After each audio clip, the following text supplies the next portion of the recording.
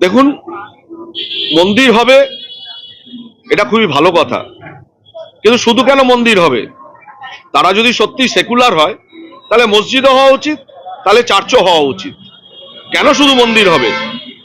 কেন হঠাৎ মন্দির, জগন্নাথ ধাম সাংস্কৃতিক কেন্দ্রের নামে জগন্নাথ ধাম করতে হচ্ছে? কেন দুর্গাঙ্গন করতে হচ্ছে? কেন মহাকাল শিলিগুড়িতে করতে হচ্ছে? তার কি মনে হচ্ছে কোথাও হিন্দু ভোটে টান লেগেছে?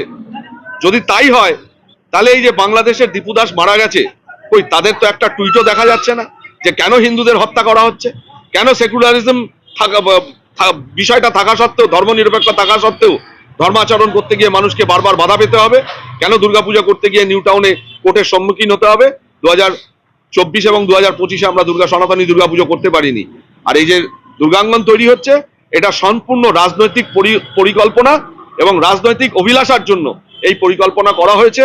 নিউ টাউনের হিটকোট টাকা, যে টাকা বিভিন্ন নিউ টাউনের অবকাঠামো এবং উন্নয়নের জন্য ব্যবহার করার দরকার, সেই টাকা ব্যবহার করে এটা হচ্ছে, যেটা নিয়ে আমার তীব্র প্রতিবাদ আগেও ছিল, লিখিতভাবে জানিয়েছি, আগামী দিনেও জানাবো। এই টাকা বরঞ্চ নিউ টাউনের মানুষের জন্য, তাদের শান্তিপূর্ণ, নির্ঝঞ্ঝাট, সুরক্ষিত এবং পরবর্তী প্রজন্মের জন্য একটা শান্তিপ্রিয় স্থান তৈরি করবার জন্য নিউ টাউনকে যদি খরচা করা হতো, হয়তো আমরা নিউ টাউন আবাসিক হিসেবে অনেক বেশি খুশি হতাম। কারণ নিউ টাউনের প্রতিটা হাউজিং এ, প্রতিটা ব্লকে কোনো মন্দির নেই, কোথাও মন্দিরের জায়গা রাখা হয়নি, মসজিদের জায়গাও রাখা হয়নি, আর গির্জার জায়গাও রাখা হয়নি। তাহলে কেন হঠাৎ দুর্গাঙ্গন করতে হচ্ছে?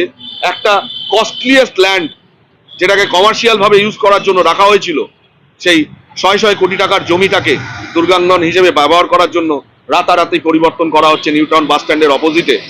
এটা কি প্রয়োজন ছিল?